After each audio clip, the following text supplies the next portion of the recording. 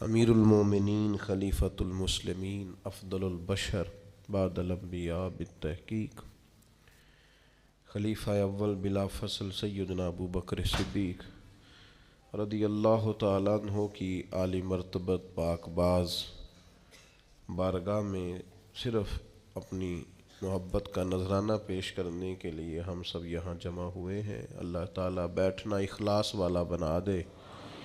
ہم جو یہاں مل کے بیٹھے ہیں تو اللہ تعالیٰ ہم سب کے دلوں پر حضرت صدیق اکبر کا فیضان اس طرح جاری کر دے کہ ہماری زبانیں ہمیشہ سچ بات ہی اپنی زبان سے ادا کریں، ہر جھوٹ سے، ہر خلاف واقعہ بات سے، ہر دھوکے سے اللہ تعالیٰ ہمیشہ کے لیے محفوظ کر دے۔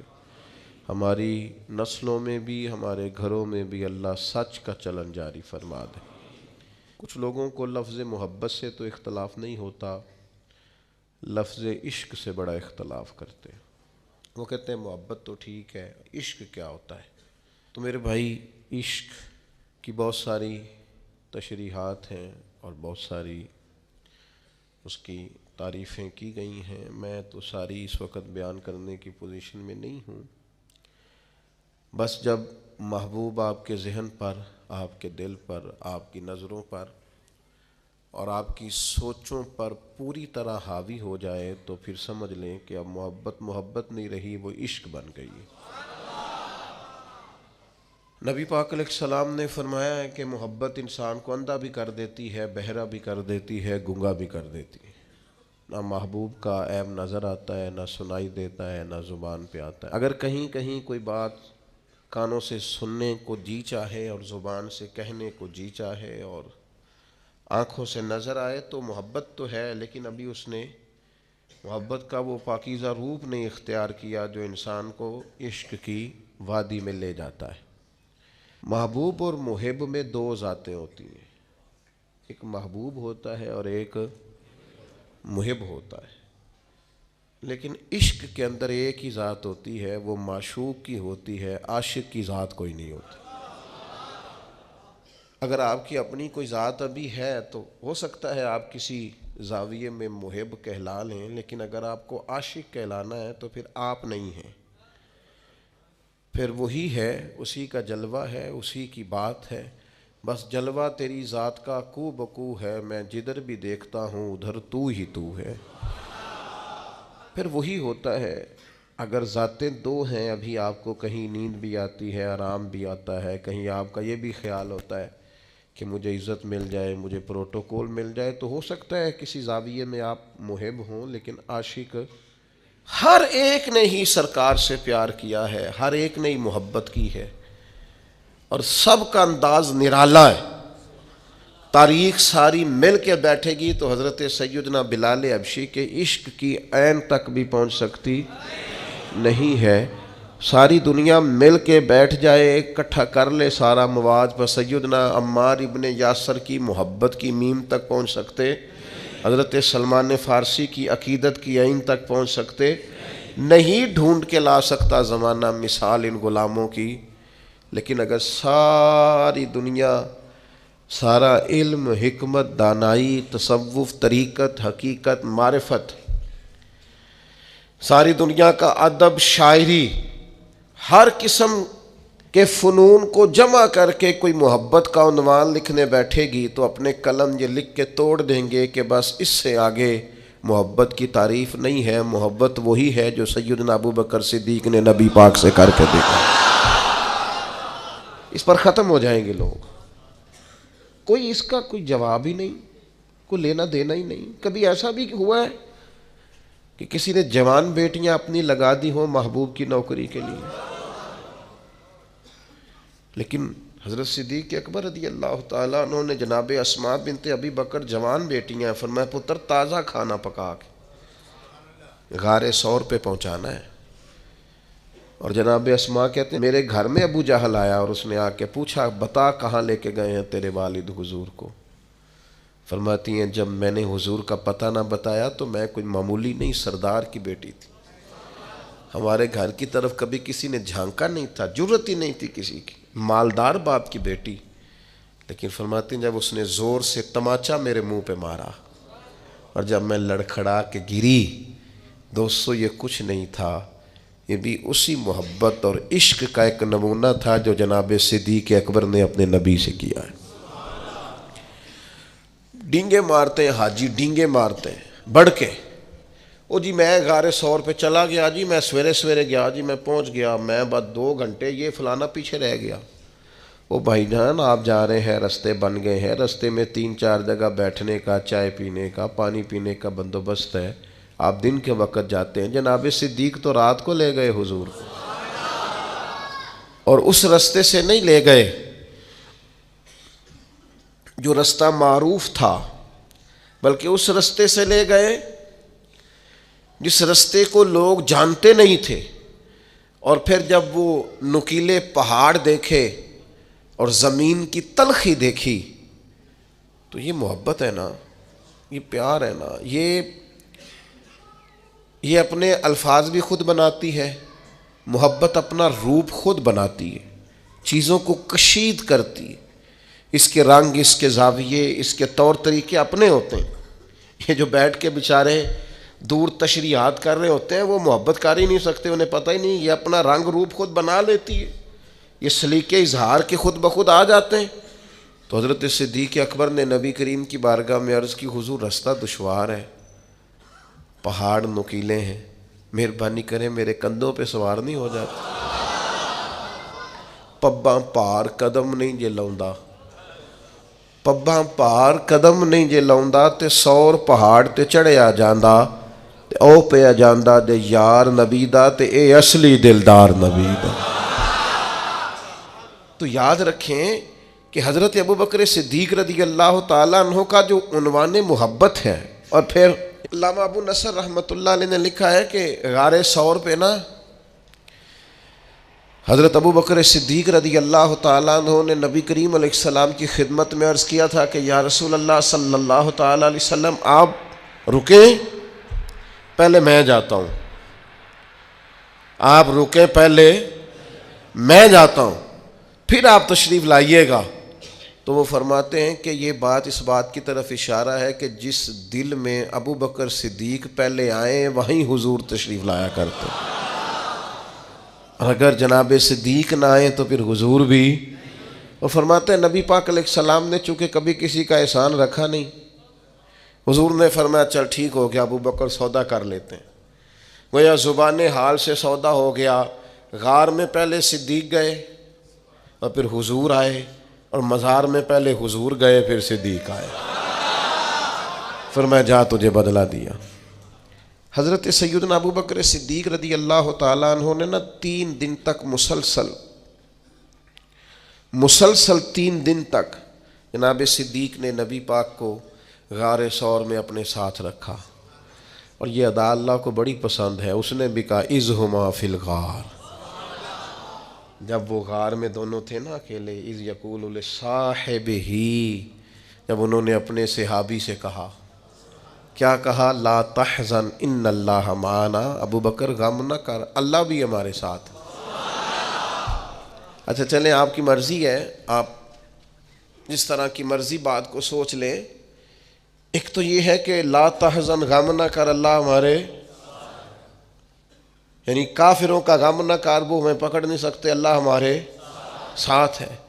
اور ایک ہوتا ہے تصور شیخ، وہ ہوتا ہے تصوف میں، طریقت میں، معرفت میں اپنے شیخ کا تصور کرنا، یعنی اس کو سامنے بٹھا کے نا چہرے کی تلاوت کرنا۔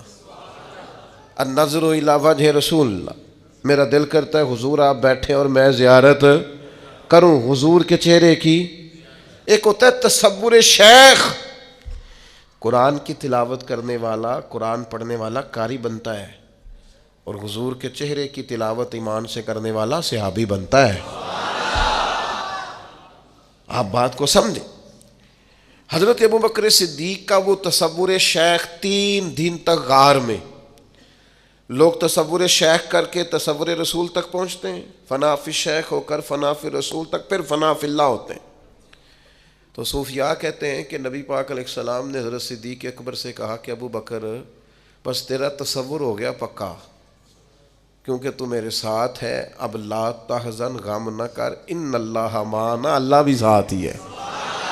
وَإِذَا سَأَلَكَ عِبَادِي عَنِّي فَإِنِّي قریب، اب اللہ بھی بخدا، خدا کا یہی ہے در، نہیں اور کوئی مفر مکر، جو وہاں سے ہو یہیں آ کے ہو، جو یہاں نہیں تو وہاں، اللہ بھی ساتھ ہے۔ حضرت ابوبکر صدیق رضی اللہ تعالیٰ عنہ کی نبی پاک سے جو محبت ہے وہ وارفتگی والی ہے، شوق والی محبت۔ جب پورے طور پر بندے کی آنکھوں پہ غالب نہ ہو تو وہ بہت ساری جگہوں پہ اداکاری بھی کرتی ہے۔ مجھے جی آپ سے بڑی محبت ہے، اور نہیں یار اجے نہیں، ابھی نہیں، ابھی تھوڑا کچا ہے کام، ابھی تھوڑا ٹائم لگے گا۔ میں کہہ چکا ہوں کہ محبت، محب اور محبوب اس میں ذاتیں اور عشق میں ذات ایک ہی ہوتی ہے، عاشق کی کوئی ذات نہیں ہوتی، ذات تو ساری اس کی ہے جو سامنے۔ اگر اس کی ذات ہے، اس کا پروٹوکول ہے، یہ بھی ہے، اس کا بھی کوئی نام ہے، اس کا بھی کوئی تعارف ہے، اس کا بھی کوئی سٹیٹس ہے، تو پھر یہ عاشق پھر اور کوئی نام رکھ لے اپنا، رکھے، اچھا آدمی، نیک آدمی، صالح آدمی، پرہیزگار آدمی، چلے کون صاحب نے ناراض ہونا ہے، علامہ صاحب رکھ لے بے شک نام، مفتی صاحب رکھ لے، شیخ صاحب رکھ لے، حاجی صاحب رکھ لے، صوفی صاحب رکھ لے، درویش کوئی رکھ لے نام، پھر بڑے نام ہیں۔ میرے عزیز، محبت کو عروج جناب صدیق اکبر نے دیا۔ اب دیکھیں نا، میں نے کہا کہ وہ محبت عنوان بھی قائم کر لیتی ہے، محبت کا رنگ بھی ہو جاتا ہے، محبت صورتیں بھی بنا لیتی ہے، محبت کا اپنا ایک، میں نے نا ایک دفعہ ضمناً تقریر میں ضمناً کہہ دیا برسبیل تذکرہ کہ میری والدہ کروشیے کا سویٹر میرے لیے بناتی، آپ یقین کریں 3 دوست بنا کے لے آئے، کہنے لگے اماں جی نے بنا کے دیتا ہے۔ محبت نا تھوڑا سا رنگ بناتی ہے، محبت کے انداز ہوتے ہیں، محبت کے روپ ہوتے ہیں، محبت اپنا رنگ بناتی، دیوانگی سکھا دیتی ہے۔ یہ جو لوگ بڑے سیانے ہوتے ہیں محبت نہیں کرنا جانتے، عقل مند زیادہ ہوتے ہیں، یہ بیچارے الجھے رہتے ہیں، ساری زندگی وسوسوں کا شکار رہتے ہیں، ساری زندگی غلبہ رہتا ہے ان پر، ساری زندگی یہ بیچارے۔ مجھ سے ایک دفعہ ایک دوست نے پوچھا کہ قبلہ حضور تاج الشریعہ رحمۃ اللہ علیہ جس جگہ بیٹھتے تھے وہاں پیچھے ایک شعر لکھا ہوتا تھا، آپ کو یاد نہیں؟ میں نے کہا نہیں۔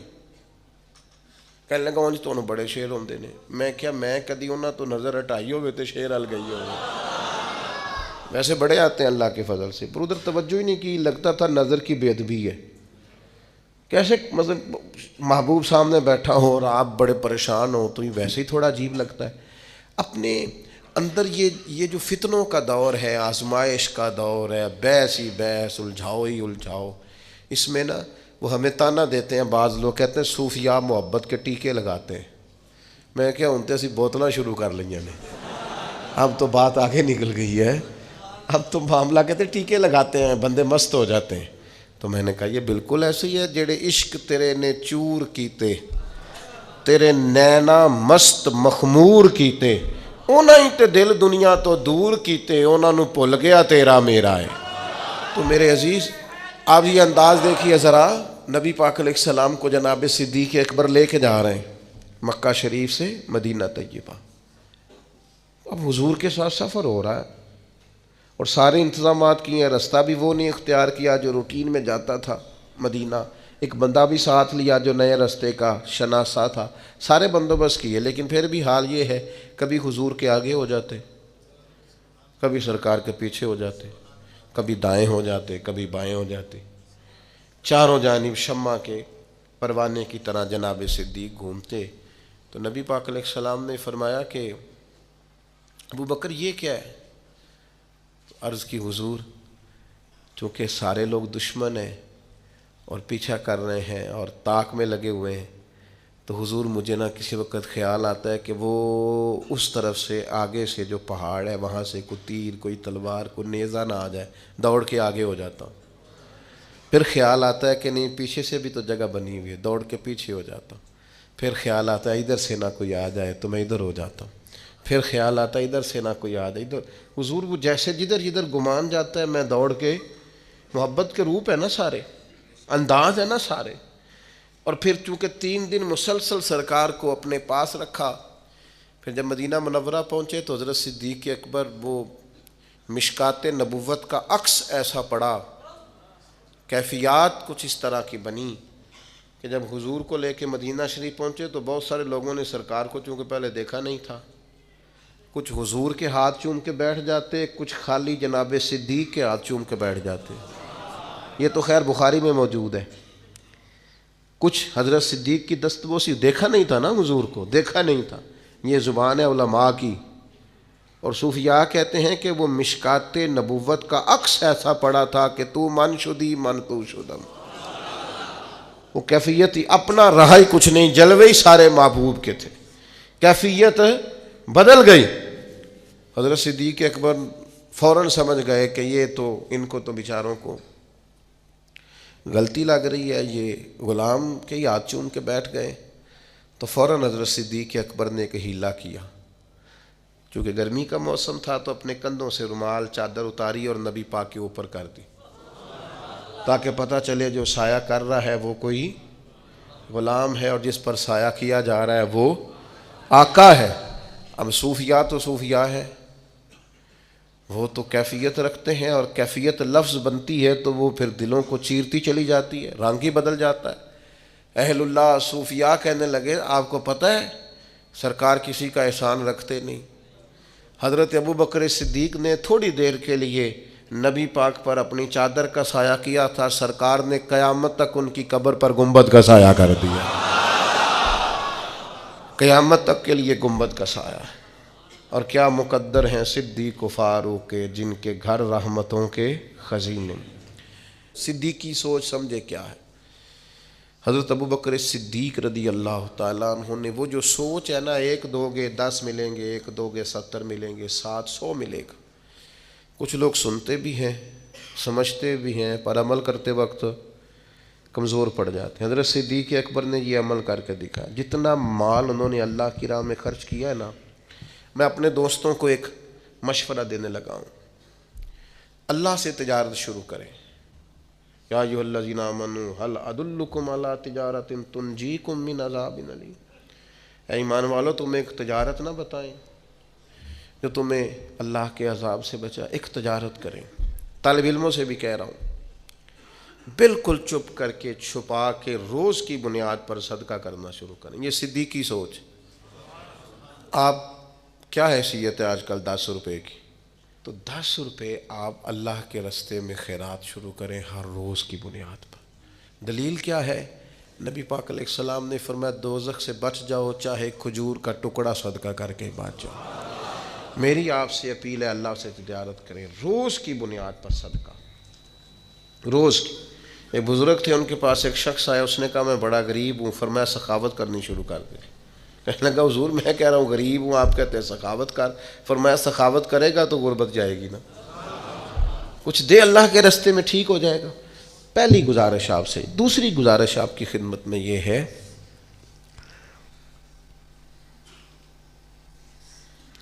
یہ فلاں نے فلاں کے بارے میں یہ کہہ دیا ہے، وہ فلاں نے دیکھا ہے فلاں کے بارے میں آج کیا لکھا ہے، یہ میری طرف سے پابندی ہے آپ پر، یہ کام چھوڑ دیں آپ۔ کوئی کس کو کیا کہہ رہا ہے سوشل میڈیا پہ، آپ باہر آ جائیں۔ آپ نے قرآن مجید سارا یاد کر لیا ہے، حدیثیں ساری آ گئی ہیں، نماز روزے وضو غسل کے مسئلے آ گئے، کن چکروں میں پڑ گئے؟ صدیقی سوچ کیا ہے؟ حضرت صدیق اکبر کو کوئی غرض نہیں مکے میں ابو جہل کیا کر رہا ہے، ابو لہب کیا کر رہا ہے، سیاست کدھر جا رہی ہے، تجارت کدھر جا رہی ہے۔ ان کی توجہ یہ ہے میرے محبوب کی رضا کیا ہے۔ چھوڑ دیں ان چکروں میں۔ خبردار، اپنا کوئی عالم کسی کے بارے میں کیا کہہ رہا ہے، جو اپنے ہیں وہ اپنے، آپ مہربانی کریں جج نہ بنیں۔ خبردار، نہ کسی طالب علم کو اجازت ہے۔